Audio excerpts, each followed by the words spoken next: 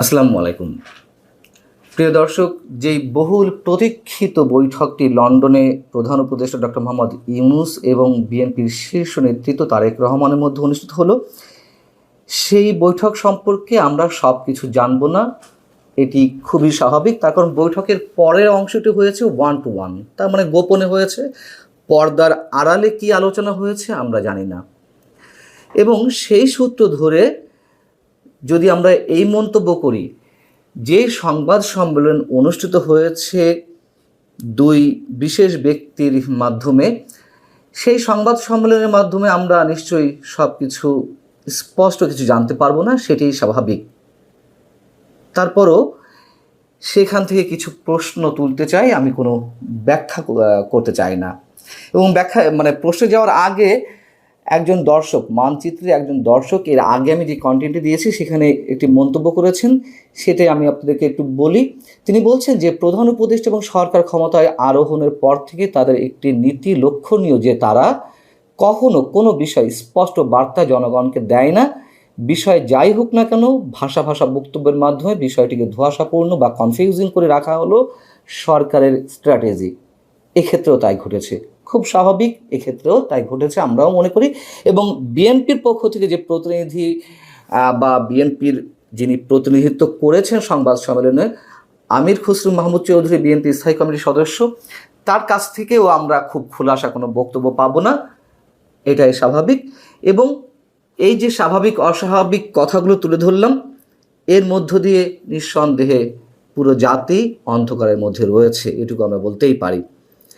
এখন যে প্রশ্নগুলো তুলতে চাই, যেই খলিলুর রহমান সম্পর্কে বিএনপির এত আপত্তি, যেই খলিলুর রহমানকে বিএনপি বিদেশি নাগরিক হিসেবে ট্রিট করলো, খলিলুর রহমান আবার, তার মানে জাতীয় নিরাপত্তা উপদেষ্টার কথা বলছি, তিনি খোদ তারেক রহমানের নাগরিকত্ব নিয়ে প্রশ্ন তুললেন। এবং যেই খলিলুর রহমানের পদত্যাগ দাবি করে আসছে বিএনপি, তিনি কেন এরকম একটি গুরুত্বপূর্ণ বৈঠকে সরকারের পক্ষ থেকে এক ধরনের প্রতিনিধিত্ব করলেন? তারেক রহমানকে তিনি রিসিভ কেন করলেন?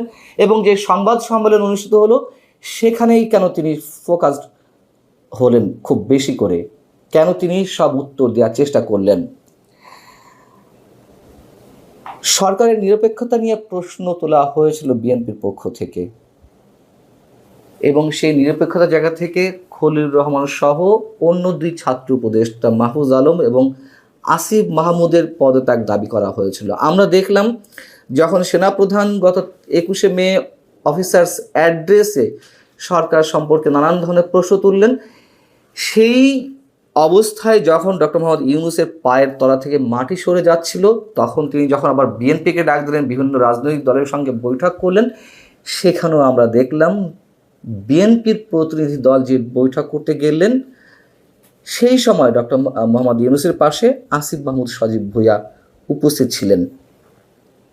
কেন এই বিষয়গুলো সরকার সজ্ঞানে, খুব কৌশলে এইগুলোই বিতর্কিত ব্যক্তিদেরকে সামনে তুলে আনছেন? এগুলো বিএনপিকে একের পর এক বুড়ো আঙুল দেখানো কি না, সেই প্রশ্নটি উঠতেই পারে। এবং যেহেতু নিরপেক্ষতা নিয়ে প্রশ্ন উঠেছে, এই সরকারের অধীনে সুষ্ঠু অবাধ নিরপেক্ষ নির্বাচন হবে কি না, সে বিষয়ে কি তারেক রহমান কোনো প্রশ্ন তুলেছেন ওই বৈঠকে? আমরা সে সম্পর্কে কিছু জানতে পারিনি। সংবাদ সম্মেলনে বলা হয়েছে যে সকল প্রস্তুতি সম্পূর্ণ করা গেলে 2026 রমজানের আগেই নির্বাচন আয়োজন করা যেতে পারে। যেহেতু ফেব্রুয়ারির মধ্যে নির্বাচনের দাবি ছিল তারেক রহমানের বা বিএনপির, সেই জায়গায় তারা বলেছে সকল প্রস্তুতি সম্পূর্ণ করা গেলে। এর আগেও আমি প্রশ্ন তুলেছি যে সকল প্রস্তুতি সম্পূর্ণ করা গেলে তার মানদণ্ডটা আসলে কি, কোন ধরনের প্রস্তুতি, এই ধরনের কোনো কিছু কি খোলাসা করা হয়েছে? এবং শুরুতে যেহেতু দুই পক্ষের প্রতিনিধিদের মাধ্যমে ওপেন আলোচনা হয়েছে, পরবর্তীতে পর্দার আড়ালে সরকার প্রধান এবং বিএনপি প্রধান আলোচনা করেছেন, সেই জায়গা থেকে যদি প্রশ্ন করি, অনেকে প্রশ্ন করছেন যে সেখানে কি কোনো ধরনের আসন সমঝোতার বিষয়ে কোনো ধরনের কথা হয়েছে, আসন ভাগাভাগি হয়েছে, যেগুলো অনেকের মনে প্রশ্ন যে আসন ভাগাভাগি হতে পারে, বা বিএনপির কাছে তারেক রহমানের কাছে আসন ভাগাভাগির প্রস্তাব এর আগে দেওয়া হয়েছে। এই বিষয়ে আমি আরও 5-6 মাস আগে একটি কথা কন্টেন্ট করেছিলাম। সেই বিষয়গুলো এখন সাম্প্রতিক সময় আলোচনা হচ্ছে। আমরা জানি না, যেহেতু পর্দার আড়ালে আলোচনা হয়েছে, সেখানে এইসব বিষয় উঠেছে কি না। তারেক রহমান দেশে ফিরতে পারবেন কিনা, বা তারেক রহমানের দেশে ফেরা নিয়ে আলোচনা হয়েছে কিনা, সংবাদ সম্মেলনে একজন সাংবাদিক এই প্রশ্ন করলে আমির খসরু মাহমুদ চৌধুরী যে উত্তরটি দিয়েছেন তা হচ্ছে, এই ব্যাপারে আলোচনা করার প্রয়োজন আছে বলে মনে করি না। তারেক রহমান সাহেব যখন ইচ্ছে দেশে ফিরতে পারবেন, এই সিদ্ধান্ত উনি নেবেন সময় মতো। যদি তারেক রহমানের দেশে ফিরে আসার ক্ষেত্রে কোনো ধরনের কোনো সমস্যা না থেকেই থাকে, তাহলে কেন তিনি ফিরছেন না দেশের এই সংকটময় মুহূর্তে? খুব সহজ প্রশ্ন। এবং একটি কথা আপনাদেরকে মনে করিয়ে দিই, যেই দিন এই ঐতিহাসিক, আমি ঐতিহাসিক বলছি, যে সংকটময় মুহূর্তে এই বৈঠকটি হলো, সেই বৈঠকের আগের দিন বৃহস্পতিবার স্বরাষ্ট্র উপদেষ্টা লেফটেন্যান্ট জেনারেল জাহাঙ্গীর আলম সাংবাদিকদের কাছে মন্তব্য করেছেন, তারেক রহমানের দেশে ফিরে আসার ক্ষেত্রে কোনো বাধা নেই। কেন এই ধরনের একটি বক্তব্য ঠিক এই বৈঠকের আগে দেওয়া হলো? তাহলে কি টোপ দেওয়া হয়েছে বিএনপিকে? সবচেয়ে আলোচিত যে বিষয়গুলো এখন, নির্বাচন, করিডোর, বন্দর, সেই করিডোর এবং বন্দর নিয়ে যে বিএনপির তীব্র বিরোধিতা, সে বিষয়ে কোনো প্রশ্ন তোলা হয়েছে ডক্টর মোহাম্মদ ইউনূসের সামনে তারেক রহমানের পক্ষ থেকে? সংবাদ সম্মেলনে কোনো সাংবাদিক এ বিষয়ে প্রশ্ন করেনি, খুব স্বাভাবিক, আমরা উত্তরটাও জানতে পারিনি। যেহেতু বিএনপি এই মুহূর্তে